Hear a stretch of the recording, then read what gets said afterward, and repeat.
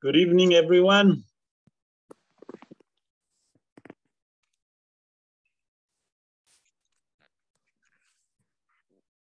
Hello, everyone. Who's with us? You with us. I can see Hilton with us.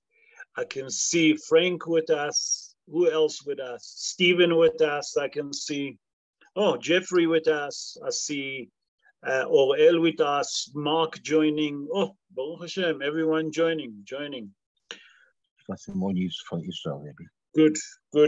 Rabotai, today we're going to speak about why do we count the Omer. We're going to bring different opinion Be'ezrat Hashem. And then if we have time, after we explain the Sfirot, we'll explain why we're counting the Omer. We bring the Pshat, the Remez, and then we'll do the Sod, the secret, why we're counting the Omer. We bring a story to explain the idea. And if we have also time, Be'ezrat Hashem, what I really hope, that I will explain why the death of the student of Rabbi Akiva have to occur dafka in the day of the Omer. Because the day of the Omer, they Hazal call it Yemei Chol HaMoed, that they compare it to Chol HaMoed, and Chol HaMoed is a good day. But we see that dafka in Omer, that it's a good day, we mourning for the student of Rabbi Akiva. So Be'ezrat Hashem will explain all of that. I would like to take the opportunity and number one, to dedicate the shiur in the soul of Esther Kaden, Bat Ketia, Mordechai ben Rahma, Rav Avraham, Haim ben Eliezer Yaakov, Tamar bat Zehava, Yaakov Salomon, Ben Farhad, Dvorah Ruth, Bat Beila, Shosha Blima, Bat Mordechai Betzalel, Miriam Bat Moshe, Malka Regina, Bat Joya, Keti Gurgia, Bat Farha, Menachem Tzion, Ben Ketia, Zehava, Bat Bracha Malka, ולעילוי נשמת מנדול בן קלמן. נשמתם תהיה צרורה בצור החיים. Now I would like also to dedicate the shiur in health of the people that we're going to mention. Menashe Naji ben Farha, Liora bat Miriam, Harav Moshe ben Ba'i Abati, Harav Moshe ben Devora, Harav Avraham ben Marina, Harav Shlomo Yehuda ben Dalia, Dvorah bat Esther, Orna Bluma bat Miriam, Sheina Keila bat Hana, Mordechai David ben Leah, Haim Nahum ben Pesareza, Shmuel ben Michal, Baruch ben Sarah, Tzvi ben Hava, Shmuel Meir ben Shosha Blima, Miriam bat Zelda Liba, Moshe Abram ben Hena Riva, Haya Tzipora bat Rachel, Ayala Eden bat Rivka, Tova Liba bat Rachel, Yehudit bat Rika, Yoshua Haim ben Hayalea. Please God, refuah shlema to all of them, ולכל שאר חולי ופצועי עמו ישראל בכל מקום שהם. רבותיי, tonight, as we explain, we're going to do the shiur. Why do we count the Omer? We'll see that beside what we knowing regarding the pshat of the dvarim, we'll see a sod, that there is a secret behind it. And Be'ezrat Hashem, tonight we'll try to explain. So, Be'ezrat Hashem, na'aseh v'natzliach, ve'Hashem alenu berachamav yarviach. First of all, I need to explain where do we learn that we have to count the Omer. Where is the source for it? The source for it comes from Sefer Vayikra, Parashat Emor. This comes in Shabbos. We're going to read Parashat Emor. In chapter 23, verse 15, the Torah tells us like this: "Usfartem lachem mimaharat haShabbat, miyom haviachem et Omer atnufa, sheva Shabbatot timimot tiyena." That means that the Torah tells us that you should count the counting of the Omer after the Shabbos. What it means after the Shabbos? After the first day of Pesach in Eretz Israel. That's when you start bringing the Korban HaOmer. Korban HaOmer is a sacrifice of the Omer. I will explain what is it just now. Okay, you have to count 7 weeks. Maybe here is the place also to mention that during the second temple, That's dukim. Dukim, I don't know how you say in English. That's dukim, those that believe only in a written Torah. They don't believe in oral Torah. Sorry, it's a Sadducees, right? The Sadducees. Sadducees. Thank you, the Sadducees. They cause a lot of problem in a Jewish religion regarding counting the Omer, regarding not only that, they gone with the Kutim. The Kutim, those the one that cause a lot of problem counting the days and when is Rosh Chodesh. According to the Sadducees, they decide and they say that when it's in the Torah Mimaharat Shabbat, is the first Shabbos that comes straight after the festival of Pesach. And they try everything in their power to sabotage the Korban Omer and counting of the Omer, just for general knowledge. So the source to count the Omer, Rabotai, is from our Holy Torah, if anyone going to ask you. Today, there is a debate between the poskim. Is the counting of the Omer is mitzvah deoraita or derabanan? Is the mitzvah still from the Torah or it's a rabbinical mitzvah? There is a big mahloket amongst the Rishonim, but most of them agree that the counting today is still mitzvah from the Torah. That's why we're doing it. Nachon, that there is others that say it's mitzvah derabanan, it's a rabbinical, but that's not our issue now. We're not going to tackle that. That's not what we come to speak tonight. So we see where's the source for counting of the Omer. So why are we counting the Omer? Bemet, why is the Torah command us to count the Omer? Why is it so important that the Torah tell us that we have to count the Omer? What difference does it make? Bemet. And we, Be'ezrat Hashem, will try to not to explain that. So one of the ideas that the Mefarshim explain that when the children of Israel left Egypt, that means that it was an exodus of Egypt, Moshe Rabbeinu come and give it the good news to the children of Israel after they left Egypt that in 50 days, they're going to receive the Holy Torah. And the children of Israel were so excited, that they start counting the days until they receive the Torah. And we know that on the 50th day, that's Yom Matan Torah, Hag HaShavuot, they receive the Torah. That's one opinion that the Mefarshim bring. That's according to the pshat of the Dvar. Another idea that Hazal explained, why do we count the Omer? Hazal explained like this. Hazal say, but you count the 50 days. We know that it's the Omer. We know that the 50 days, it's Hag HaShavuot, we receive the Torah. Why do we have to count it? And now I'm going to bring a different interpretation. And Hazal tell us that during the second temple, during the time that the temple was exist, during the first temple, during the second temple, every Motzei Hag, that means after the first night of Pesach in Eretz Israel, it was already Chol HaMoed. That night, 30 minutes after sunset, when already people can see the star, okay, after Tzet Hag, okay, after they see the star in heaven, the special messenger of the Beit Din of Jerusalem used to go outside the wall of Jerusalem, outside the wall that surrounds the Beit HaMikdash, and they used to go to the field outside where there is wheat. And they used to designate a special field. We'll speak about it, Be'ezrat Hashem, in next Shorim. And that field, it used to put a special area that they used to plant se'orim, okay? And they used to go and harvest the barley. They used to harvest barley from it. And then they used to take that barley that just become ripe, although it's still green, okay? It's still green. They used to take it to Beit HaMikdash and they used to roast it. After they used to roast it, they used to grind it, the barley. And the next thing that they used to do, they used to sieve it. They sieved it with 13 sieve. We explained in previous showrim why. Be'ezrat Hashem, I'll do it next time that we'll do showrim about the Omer in the coming weeks. And from that, they used to take Asirit Haifa.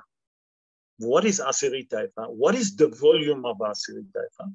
Asirit Haifa, it's 1 kilo, 666 grams. Okay? They used to take it, and then they used to mix it with olive oil, pure olive oil, okay, that they used to sprinkle on it. And then they used to take one of the spices that called levona, they used to sprinkle on it also. And from that, they used to mix them together. And the Kohen take with kometz aminha. What it means, kometz aminha? He used to pick it up like this, okay, like this. And that he used to offer this little bit. He used to offer the following day on a mizbeach. But they used to wave the Omer, the Korban Omer, they used to wave it. Why they used to wave it? Hazal explained that by that they used to wave it, okay, they used to allow for the new wheat that growing, that what we call today kemah hadash. Now, what is barley that we call it? They used to make from that barley, after they used to grind it, a fine semolina. It's called solet nekiya, okay? And that used to be the korban, a pure semolina that made from barley, that they used to mix it with olive oil, and they used to sprinkle on it also levona, one of the spices from the 11 spices that they used to sacrifice, okay? And that used to be korban Omer. And then they used to start counting the days until Shavuot. And that's the main reason that we're counting, okay, the 7 weeks like the Torah tells us. That's according to the Drash. Come the mystical rabbi, Chachamei Asod, and they say, I'll give you a different interpretation. And now, Abotai, we're going now to depths. So please concentrate. Hazal said, we know that when the children of Israel was in Egypt, they reached the 49 level of Tumah. That means that they reached to such a lower level that if they would stay in Israel for another second, Chachamei Asod said, the Zohar HaKadosh said, and they will reach the 50th level of impurity, we will never be redeemed. So what we do, HaKadosh Baruch Hu given us 49 days, that in each one of these days, we can cleanse ourselves from those 49 level of impurity. What is those and how do we do that? And that's the question that we have to take on now. So Hazal explained that the main reason that we have Dafka 49 is to cleanse those 49 level of impurity. And every day we actually cleansing ourselves. And not only that we cleansing ourselves, we uplifting ourselves, okay? That we're reaching that the 50th level of purity, that on the 50th day, we become a vessel that can accept the Holy Torah. And how does it work? What is the secret of the Sphira? Abotai, we have to understand that in Sfirat HaOmer, there is a very important secret. And I'm going to go step by step with you to try to explain what many things, or many times that you hear about it, maybe we don't understand. I'm sure that you understand, but I didn't understand. So maybe it shows especially for me, because I didn't understand. We know that there is Sheva Sfirot. Stephen, I need your help here. Sheva Sfirot. Yesh 10 Sfirot, Shem Chesed, Gvura, Tiferet, Netzach, Hod. You know, Stephen, I need your help here. Yesod v'Malchut. I don't know if Stephen with us. Stephen, you muted. You want to unmute yourself? Explain to me how you call Sfirot, or if anyone else knows. Because I saw Adrian with us. Adrian, you know how to say Sfirot in English, so I can explain myself? It's different dimensions. Different dimensions. Thank you for joining us. So I would like to take the opportunity and to wish Adrian, first of all, beautiful recovery after so many months that you wasn't with us. It took a long time. So we say it in publicly, Baruch Rofei Cholim to you. And please God, from strength to strength. Okay, so it's different dimension that they call it the mystical Rebbe.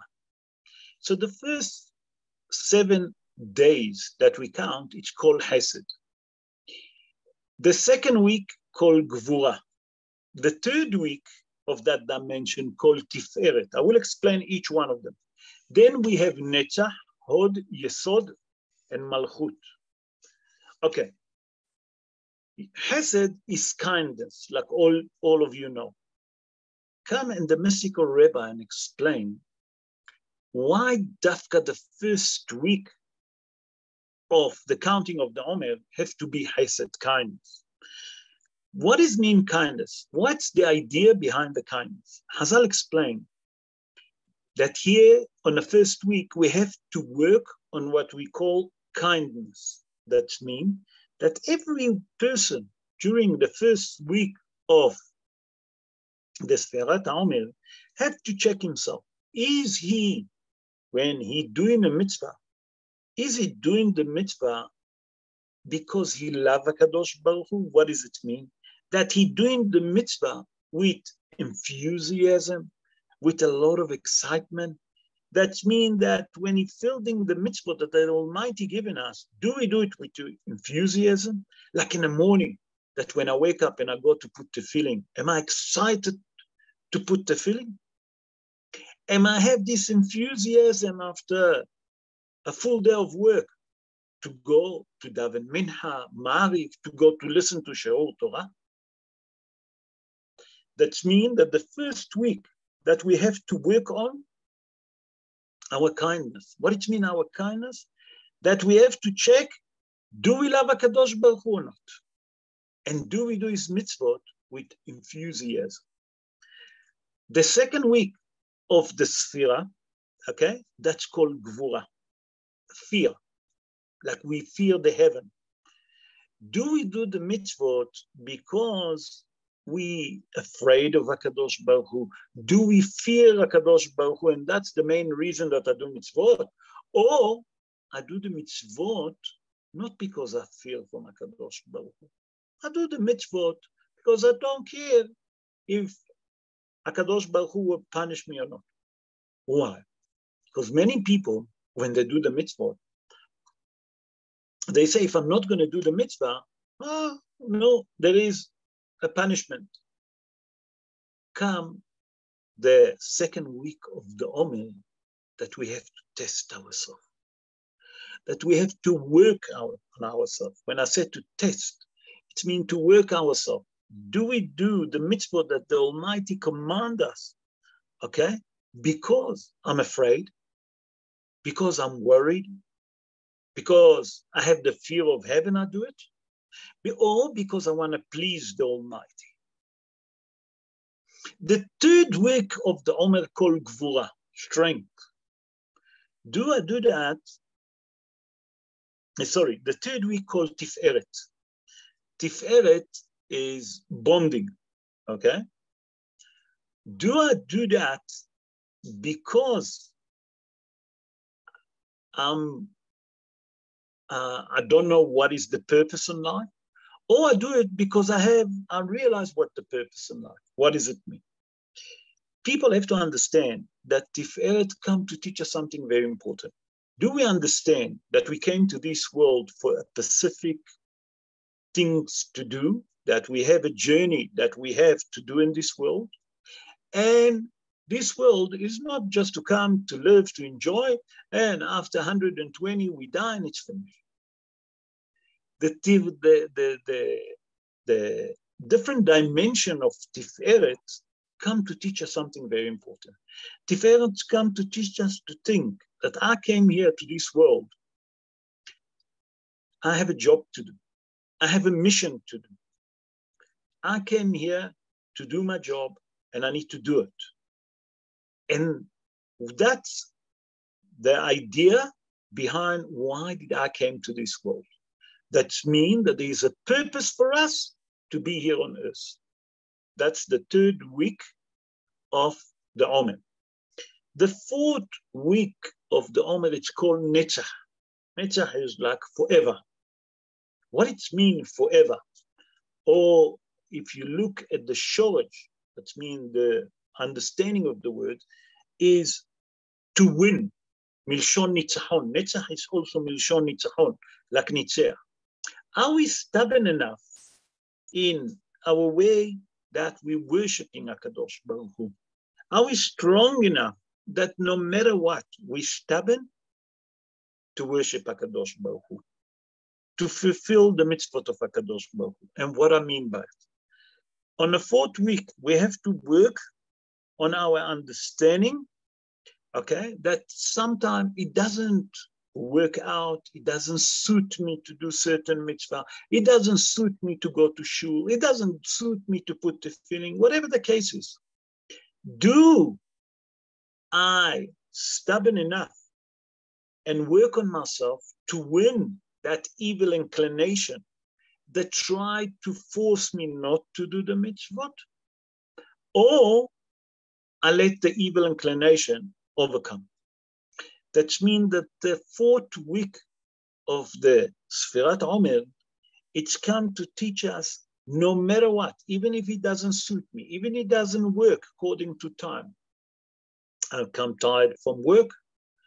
You know, I don't have the energy. I'd rather go home and just sit and relax, okay? Watch TV or listen to music, whatever the case is.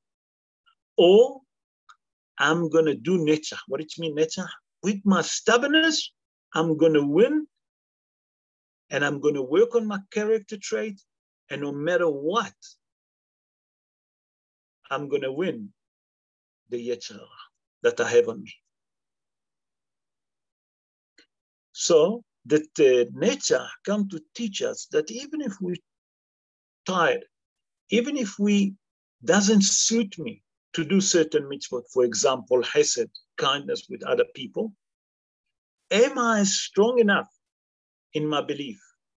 Am I stubborn enough to win the yetzer hara that I have on me? And every one of us have yetzer hara from the day that we born until the day that we die. What can we do? When Adam HaRishon eaten from the tree of knowledge, he opened our eyes, and when we have on us the yetzer hara.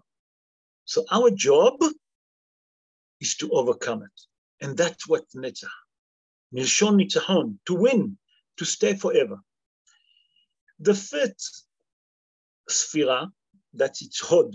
What it means, hod? Hod is like glory. But there's other explanation to it that the Mekubalim explain. That the hod come to teach us usually glory, people dress nicely, arrogancy, proud. Here, the Torah, the Mekubalim explain that the 5th week of the Omer, we have to work on our arrogancy and our proud towards HaKadosh Baruch Hu. What does it mean?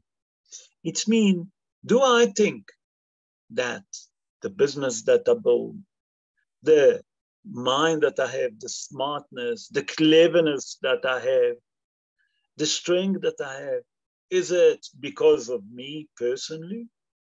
Or I'm not arrogant enough and not proud enough to think like this, or let's call it stupid enough to think like this? I realize that it's all from HaKadosh Baruch Hu. That means on the 5th week of the Omer, we should work on our character trait that to teach us to become more humble and more human. That means to teach us to be more humble towards everything that between Adam Lamakom, that means us and the Almighty, to realize that everything that we have, the strength that we have, the power that we have, the chokhmah that we have, it's all from HaKadosh Baruch Hu. And the same, also to work ben Adam lahavero. That means not to be arrogant to other people. not to be proud on other people. That means to teach us to be humble and human. How important is it on a fit week that called Hod that we should work on ourselves to be more strong and to overcome the character trait of power, that I have the strength. Number two, the arrogancy, I know everything. I'm the smartest, and etc. That means that one of the important things that we have to do here, Rabotai, on a fit week is arrogancy and proud. Completely get rid of it.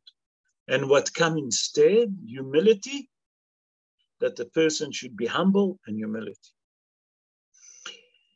The 6th week of the Omer, the Mekubalin call it Sfirat HaYesod. What it means, Sfirat HaYesod? Yesod is bonding, okay, foundation, okay? How do I bond to the Almighty? What does it mean?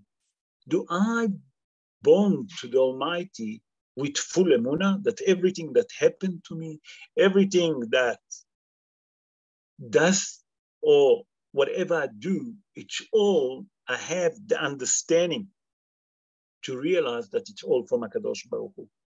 That means the way that I look at everything that happened to us in this life, do we understand that it's all from the Almighty? That means on the 6 weeks of the Omer, we should work on our bonding with the Almighty. What does it mean? And now I'm going to explain. That means not only the way that I do the mitzvot with love, in passion, in enthusiasm. Do I bond to HaKadosh Baruch Hu, even with sometime I have an uphill, And all of us have an uphill in life. Some people have an uphill in Parnasa, some people have uphill in their health. Do we realize everything is come from Him? And all what He's doing to us, He wants us to bond to Him. That means that whatever happened to us, it's to wake us up, to get closer to Him. Do we understand that? That the Almighty wants us to come closer to Him? And that's why He's given us those difficulties. And when we realize that, that's how we can connect to the Almighty and we bond to the Almighty, that understand that everything is from the Almighty. And why is He doing it to me? Because He wants me, number one, to open my eyes, to understand, to daven to Him, to ask for sorry and forgiveness, to do atonement. And then obviously everything gonna be rectified. The final week, that's the 7th week of the Omer, they come the Sfirat Malchut. Malchut, it's kingdom, kinship. That here, we have to understand that on that 7th week, we actually have to work on the character trait that we have on us. It's on the action. How are we doing the mitzvot? What does it mean? And I will explain now how it will. That sometimes we all have different difficulties, different situations that we are. And it really doesn't suit us to do certain mitzvot in that time. For example, like I mentioned before, a person comes absolutely exhausted after a hard day of work. You have a hard day at the business, you have a hard day at work, whatever the case is. Now to go and daven mincha, I can't focus. Do I do it? And I worked on my character trait. That means that I'm working in my evil inclination and changing it. And instead, what am I doing? I'm overcoming that enticing evil inclination, suggestion just to go and rest. And I'm going to shul. I'm going to daven. Not only that, I'm going to go and listen to She'or Torah. Not only that, I'm actually taking action now and doing it against the wishes and the will of the evil inclination. That means I'm working on my character trait, and now I'm taking action. And that's called Malchut, kingship. That means that here, for example, I'll give you one example. The Jewish people in the Holocaust didn't get any permission to put tefillin, to daven. And as a matter of fact, if they'd been caught, they would be put to death. But the character trait of Malchut, that's to show no matter what, I'm loyal to the king. And no matter what I'll do. And I want to tell you a story. As I mentioned to you, there is few Jewish people in a jail that are going to visit in Pretoria, and they're not allowed them to put tefillin because they said that the strength of the string of the tefillin, it can be something that they can harm themselves. Okay, they can strangle themselves. And they asked me, Rabbi, please bring us a book. And the authority of the jail really given us a lot of headache. And thanks to Rabbi Michael Ketch that doing a great job, that he helping us to give them those Hebrew books, to give them Haggadah, to give them Mahzorim, to give them Sidurim, to give them Humashim. You can't believe how thirsty they are. With all of those difficulties, they don't give up. They want Sidurim, they daven. When I speak to them, they tell me how they do Havdalah. And you're not going to believe. They take 2 matches that they use for their cigarette, they put it together and they light it and they say, Boreh me'oreh ha'esh. Wine, definitely they're not allowed to have. So they do it, they go, they have money, they can buy in a canteen, they keep that money for Coca-Cola. Okay? Besamim, to smell, they can't do. So what we do sometimes, we put a spray, that they found spray that we put on the clothes that we give them, and they keep that and they don't wash it and they smell it. You don't understand what is a Jewish neshama do. And that's what called Malchut. That no matter what, through all the difficulty, I'm not going to give up. I'm going to stay loyal to the Almighty. With all the difficulty, I'm going to fulfill the mitzvot. And I'm going to take it to action now. And that's what's called Malchut. And that's what we should work on ourselves on the 7th week of the Omer. Okay, Rabotai, I just summarized the different dimension that calls Sfirot. That's only 7 from the 10. Now we have to understand that the idea behind all of those 7 weeks that we're counting and the 7th dimension, that the purpose of those counting of the Omer is that we have to test ourselves. During the Sfirat Omer, do we a vessel, am I a vessel that after 7 full weeks, I can work on myself, and I say that I worked on myself, I cleansed myself, like the Mekubalim say, and I worked on myself that I become a vessel that I can receive the Holy Torah on the 50th day. So that means that what we're doing during those 7 weeks, we actually working each one individually, because each one have his own Yetzer Hara.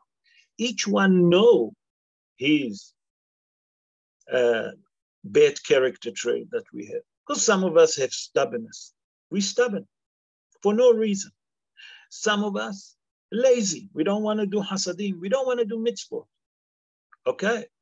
And etc. I don't have to develop it because each one understands individually what he have to work on.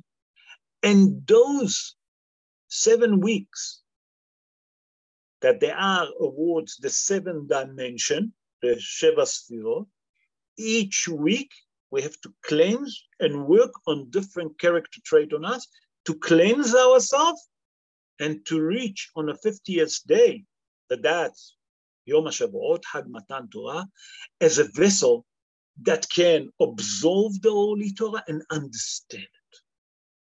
So that's the secret behind, Rabotai, the Sfirat Omer. Now I would like to tell you a story. The story happened in the Czech Republic, in the city of Prague. Listen to that. The king of the Czech Republic heard about the Jewish people have a food that's called cholent.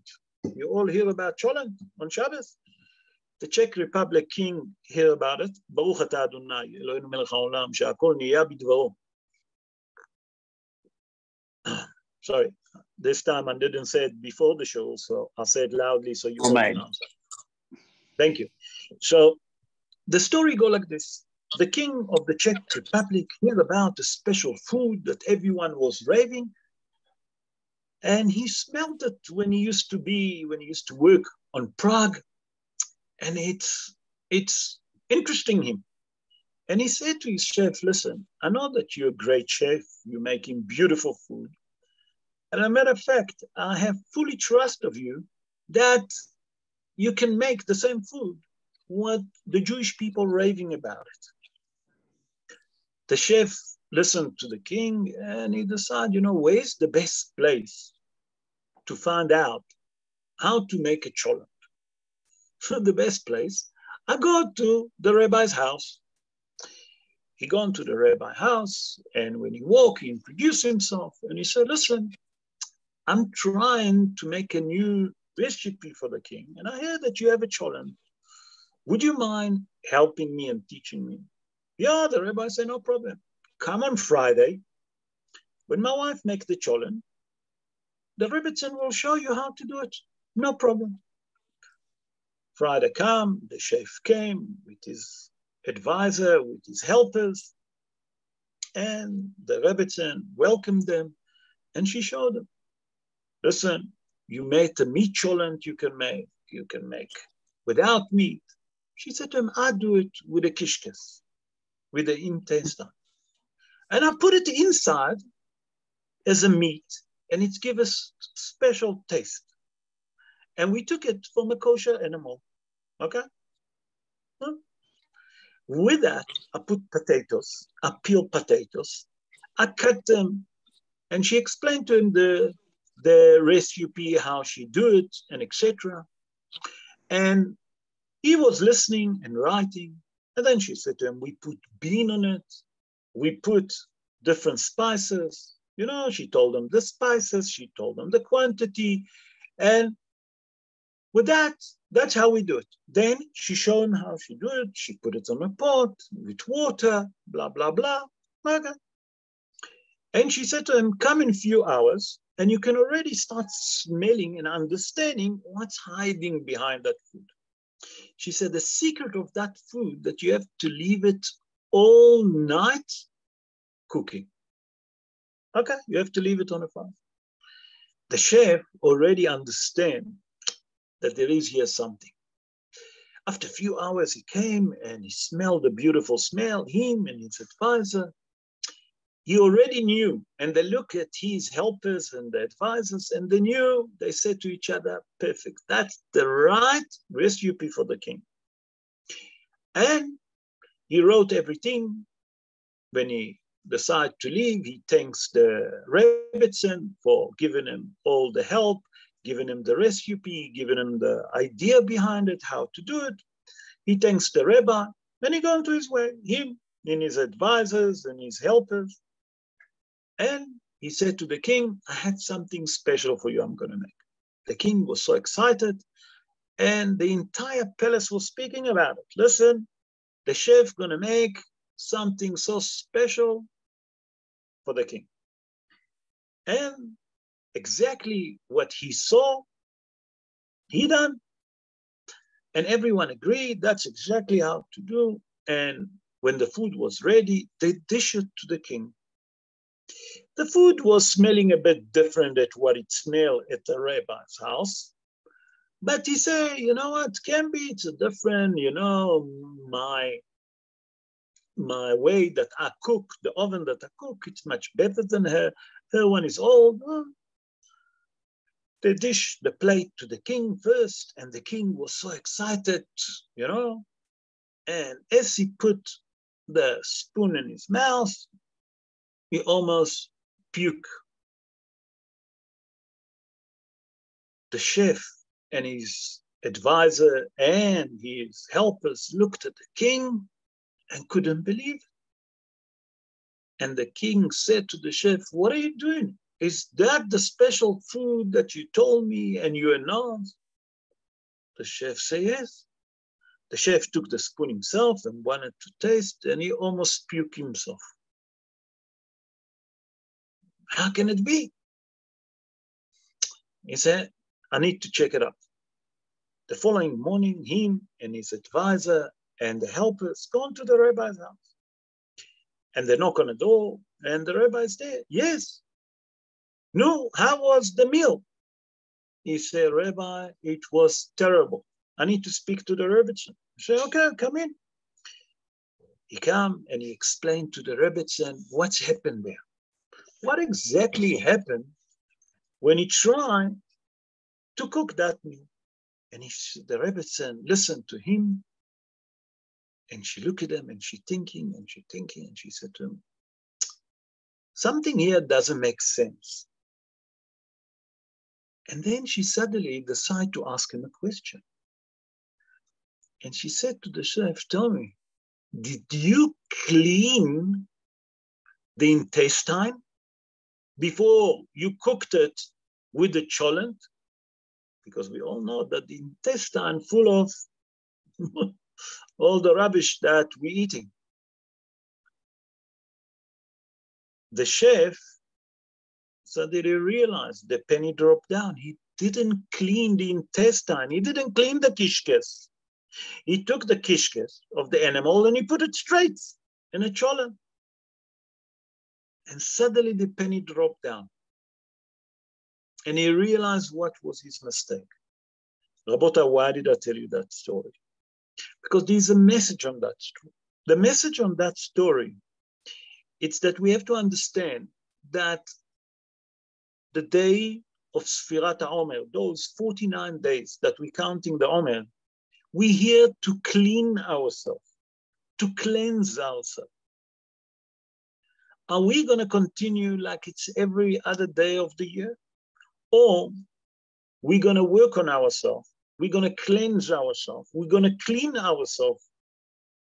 Because each one of us have the evil inclination that when I receive to that great days that called Yom HaShavuot, Yom Matan Torah, that I receive the Torah, I become a vessel that I can absorb the Torah and understand the Torah. Or I'm going to be like another day, like every other day, without cleaning the kishkes. And then I will try to understand the Torah, and I can't understand why I don't understand the Torah, because I didn't clean myself. I didn't work on myself to get rid of those bad character traits.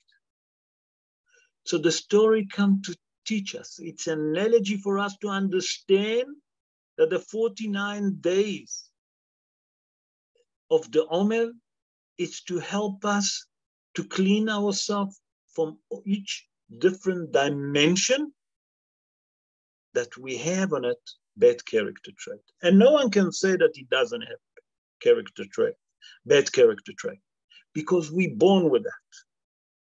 But each one knows which one is the worst, on which one we have to work the hardest.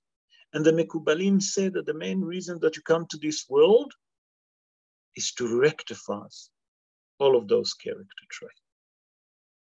So the secret, Rabotai, of the 49 days of the Omer is to clean ourselves. Like if we want to eat a decent cholent, we're not going to put intestine, what we call it the kishkes in Yiddish, straight into the cholent. Because that kishke is full of garbage. Who knows what the animal eats? And you're going to cook it with all of that. It's going to bring a stink. The taste's going to be horrible. Is that the way that we want to come to Yom HaShavuot, to cleanse ourselves?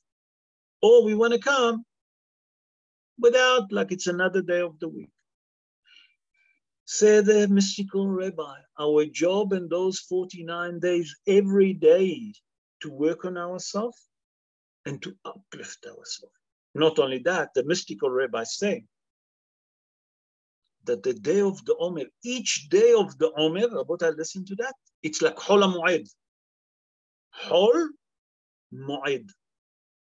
So here comes the famous question that the Gemara in Masechet Yevamot, the Gemara in Masechet Yevamot speak about the death of the student of Rabbi Akiva. Sorry. We know that the Gemara in Masechet Yevamot, Samech Bet Amud Aleph, that means 62 folio 1 and 62 folio 2. Yeah, Samech Bet. Chazal say that Mi Pesach v'ad Aseret, that means from Pesach until Aseret, the 24,000 students of Rabbi Akiva died. Okay, Chazal say. Come the main question that asked by the Maharsha. The Maharsha, he wrote commentary on the Torah. Who was the Maharsha? The Maharsha is Rabbi Shmuel Eliezer Halevi Idlish. He born in Krakow, in Poland. He born around 486 years ago, if I'm not mistaken. He was the Rabbi of the city of Krakow, the Maharsha. Why did they call him Idlish? That's not many people know.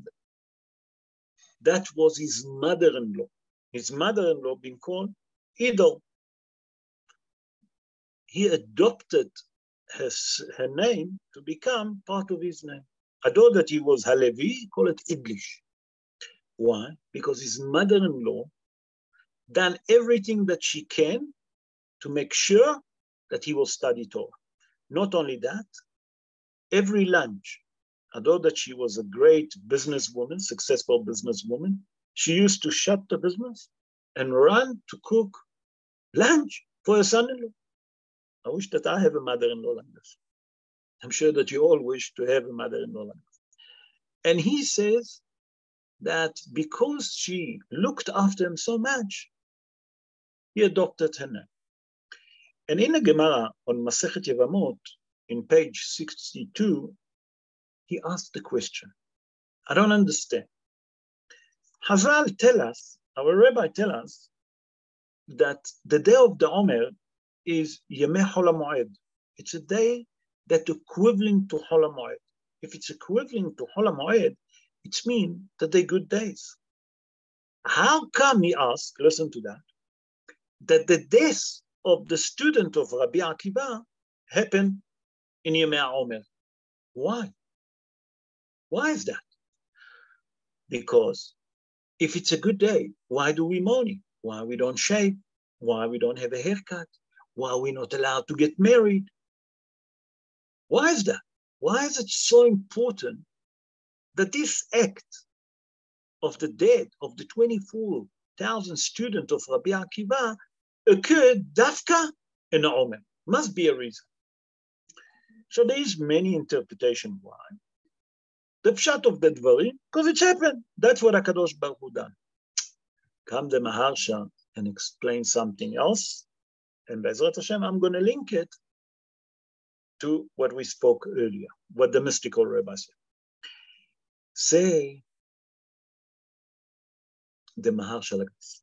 He said, we all know that now in Israel, it's the spring, because Hag Pesach called Hag Aviv. What it means, Hag Aviv? It's the spring. Aviv, it means spring. Say the Maharsha, I'll tell you what's happened. Sorry, I'm just trying to charge it. Yeah, I'm charging it, my unit. So Hazal said that the spring, it's a beautiful time. Why? Because it's not too cold, it's not too hot. It's a beautiful weather in Israel now.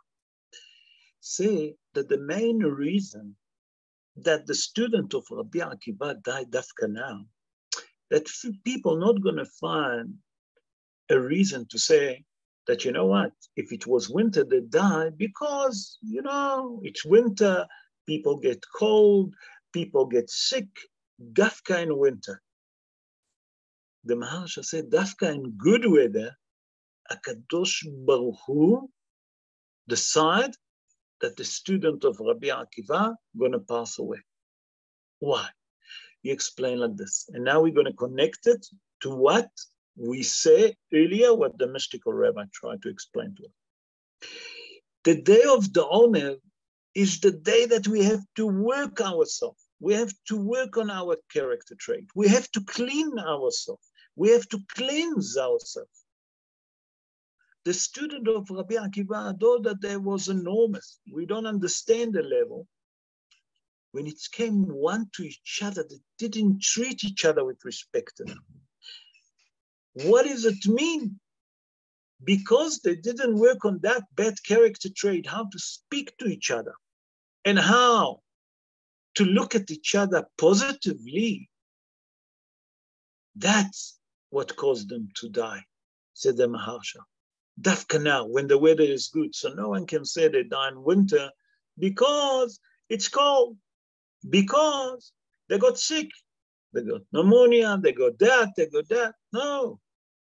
The main reason that they die in the spring, Dafka when it's good, because they didn't purify themselves. They didn't clean themselves.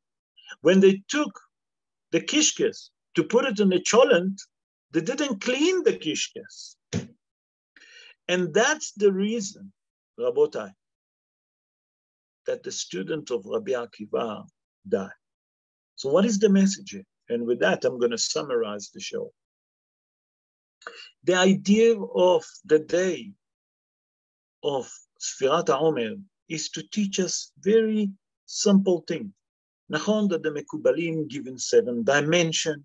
We explain the dimension on each and what character trait on each and what of that character trait each one of us have to work.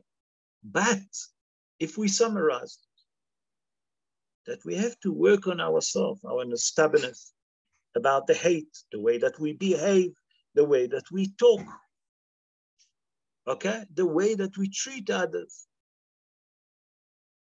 Is that with those character traits, I can receive the Torah? Or those character traits exactly the opposite what the Torah teach me? And that's the secret of the 7 weeks of the Omer. That each week is a different dimension. That instead of being stubborn for no reason, be stubborn to worship HaKadosh Baruch Hu. When you want to be enthusiastic, do it Avodat Hashem. When it's time to worship HaKadosh Baruch Hu with love, worship HaKadosh Baruch Hu with love.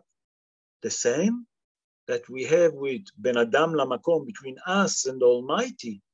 The same thing we have to do Ben Adam Lamakom, between man and his fellow friend. And that's the secret while we're counting the Omer in a deeper level. The Mekubalim explain that we should look at ourselves, analyze where are we not good, because all of us have the evil inclination. All of us have bad character trait. Each one know exactly where.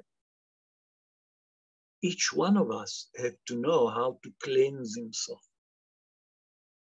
And not just to let another 7 weeks to go by without working ourselves, and then to think that I'm going to come to the meal and the meal going to taste delicious.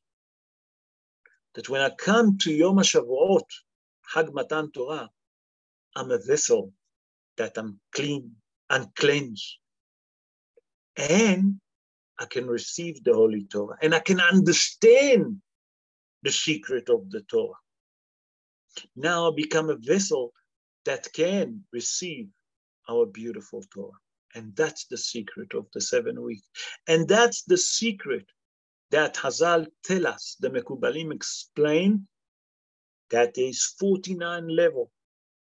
That means to work on each one of them, each day, each week.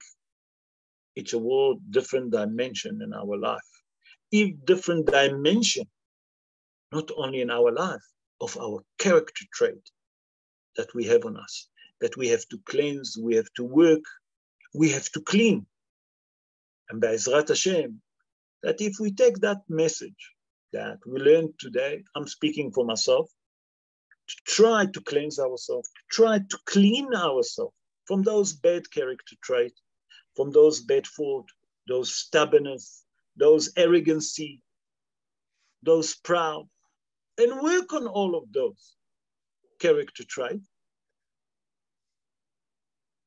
That's, we're going to be a vessel to receive the Torah and to understand the secret of the Torah.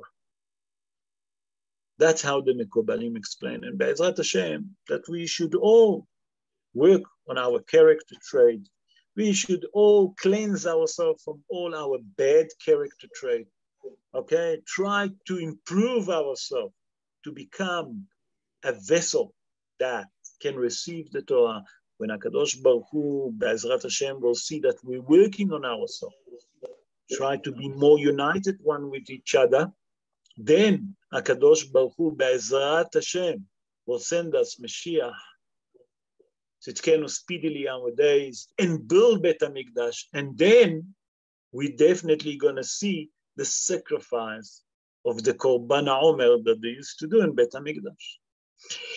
I hope that you enjoy the show. I would like to give time now to those of you that want to ask questions regarding Sfirat HaOmer. Bechavod, those of you that want to ask questions, please unmute yourself. Bechavod.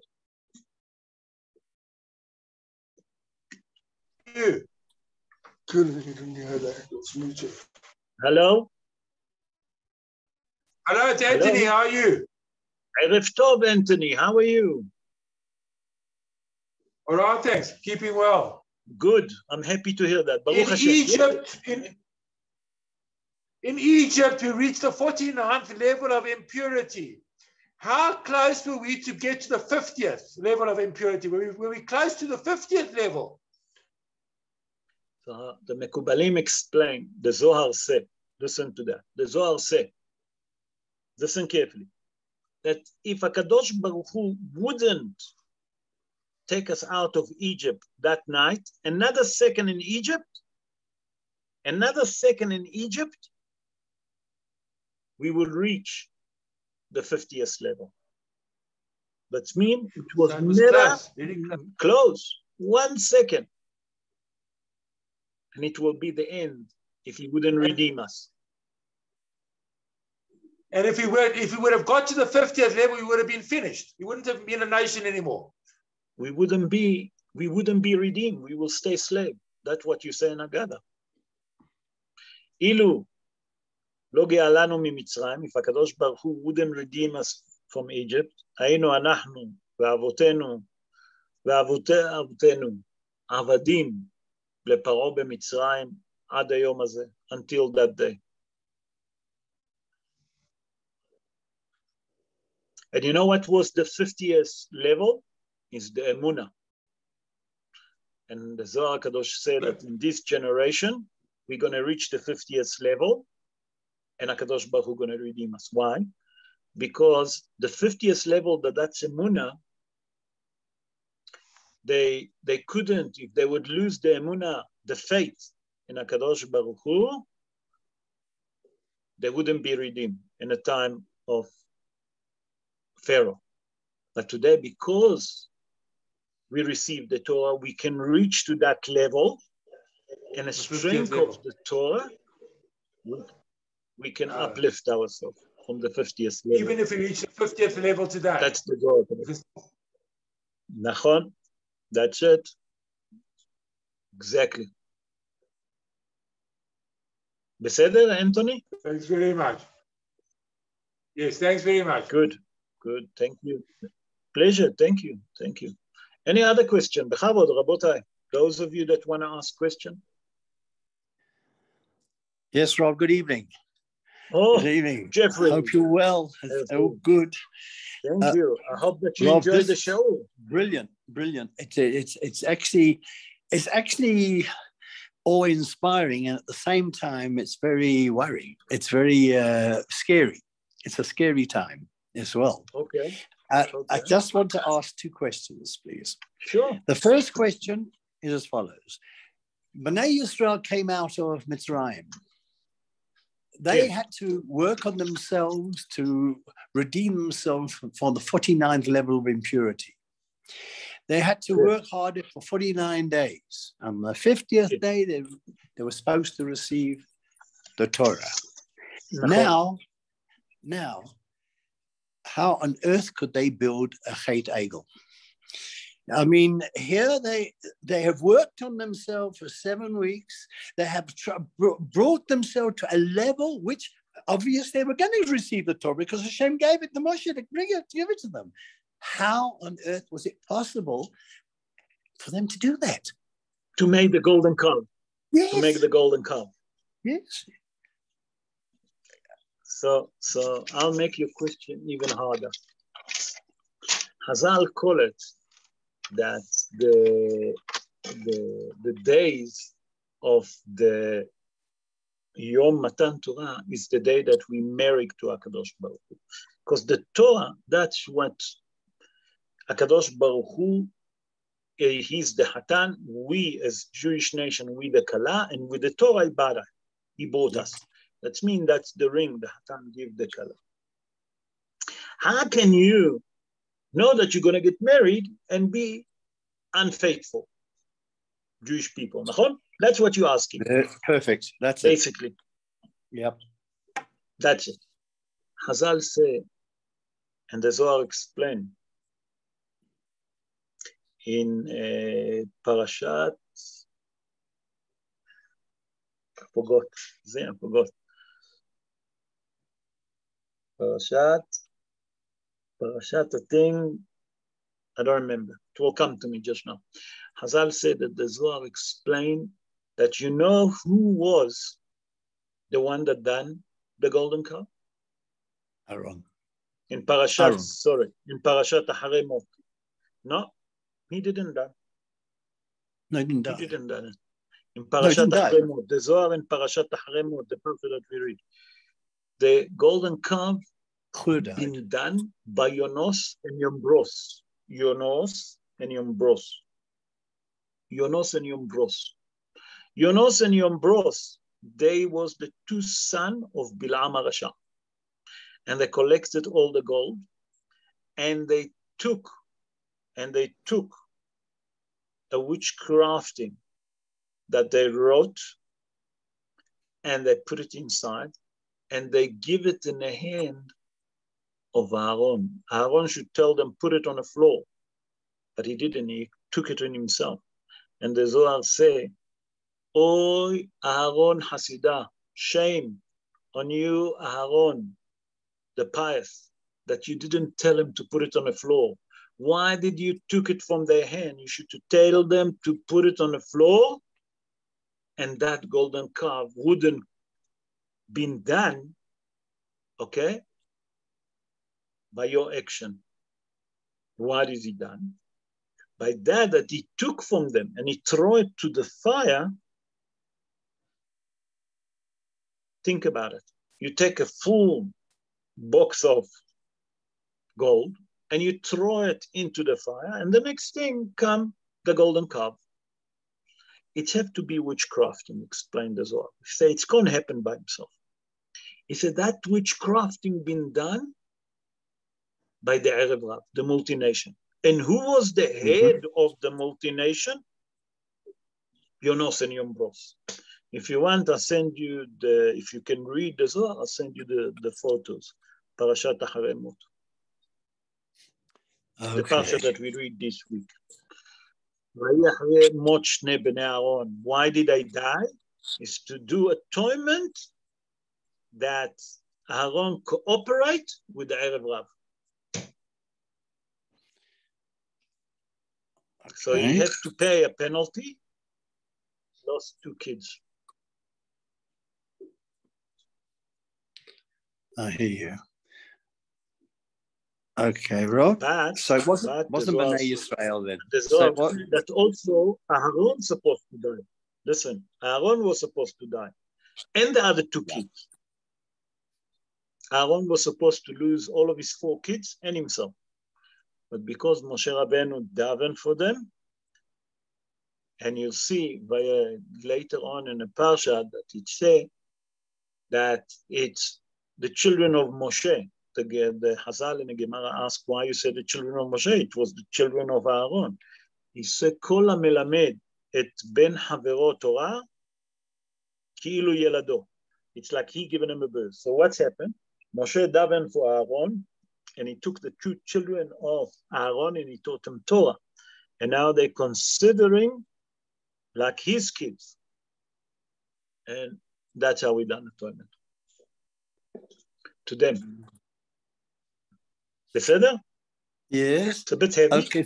but that's it leads into a more difficult question for me. That's why I need to ask you this. Okay. If that was the case, therefore, when after the Chet Egel, the Levium were caused to kill 24,000 people, which equivalents to the Rabbi Kippur students later on in history. Because maybe they didn't clean their kishkas enough. Kill 20,000.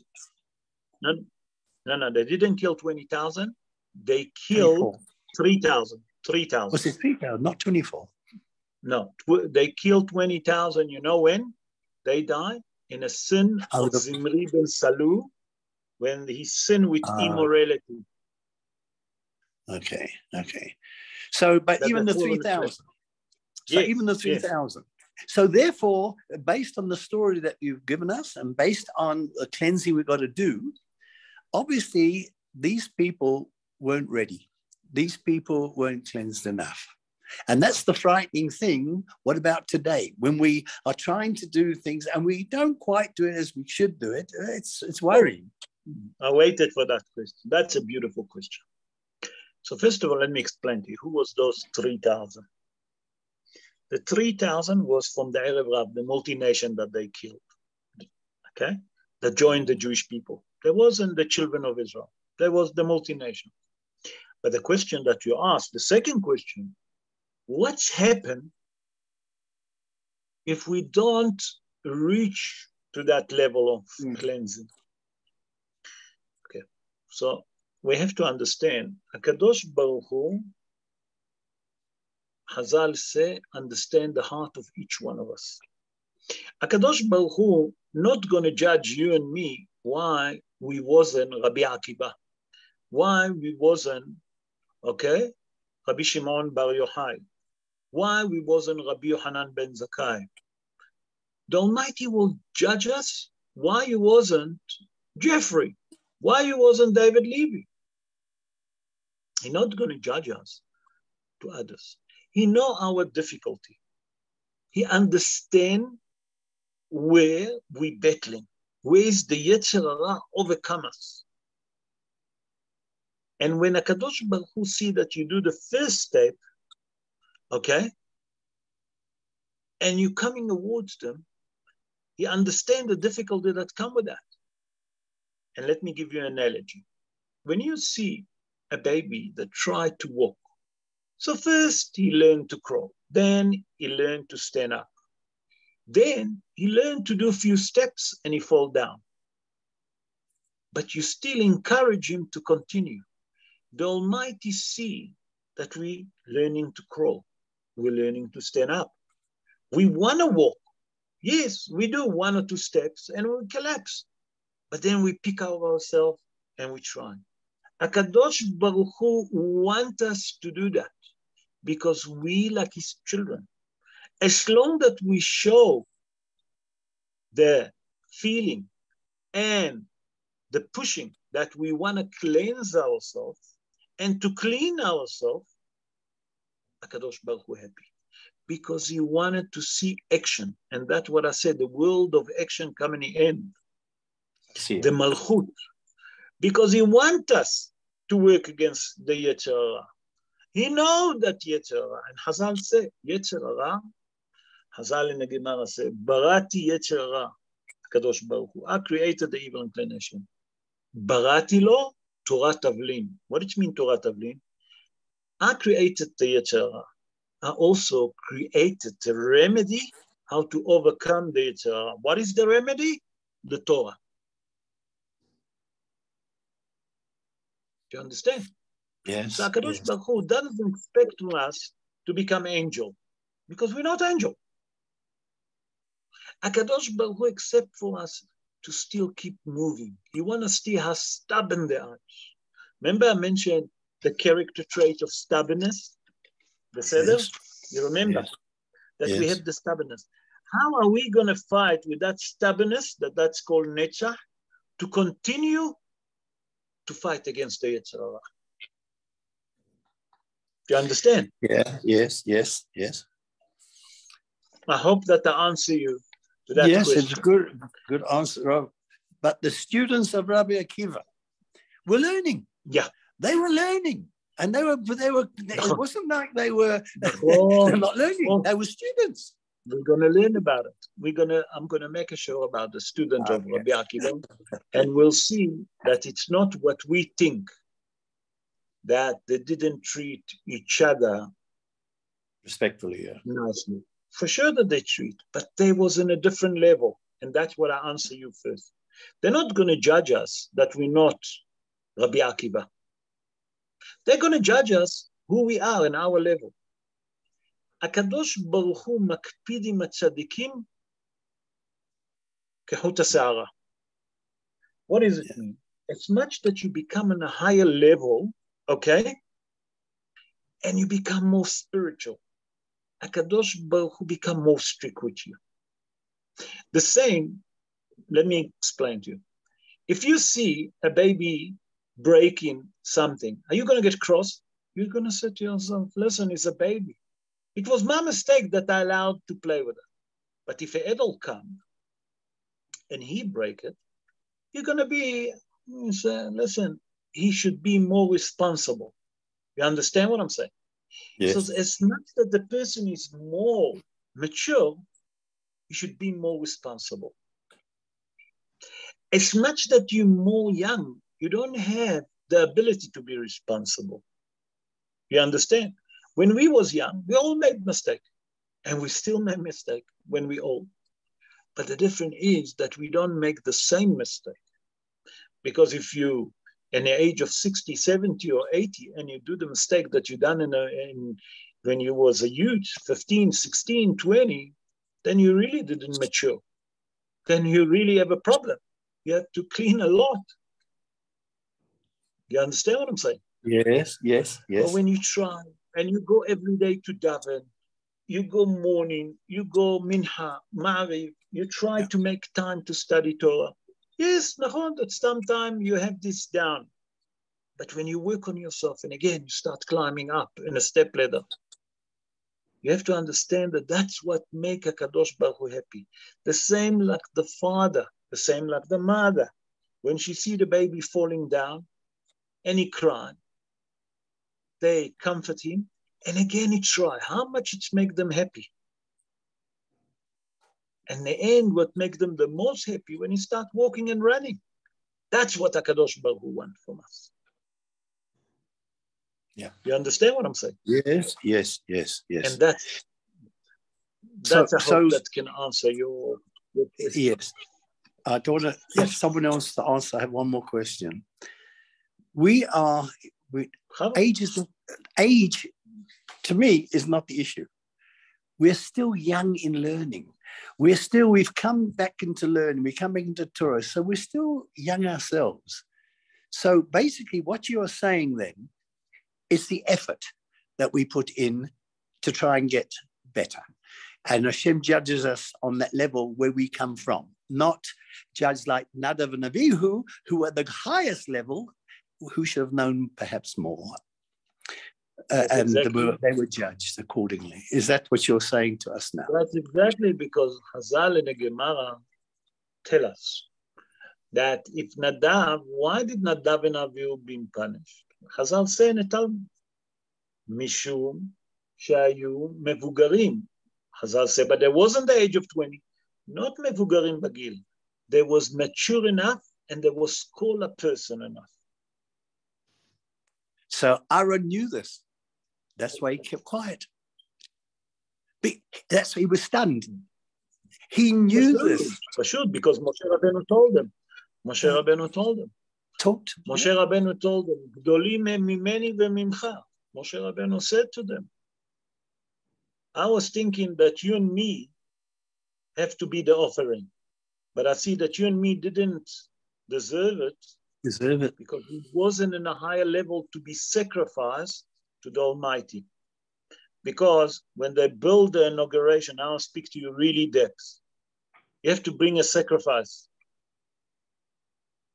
What was the sacrifice? Moshe Rabbeinu was thinking that he's going to be the sacrifice, him and Aaron. But he realized when Nadav and Abihu died, that was the sacrifice, that they're in a higher level than him and Aaron. Yeah.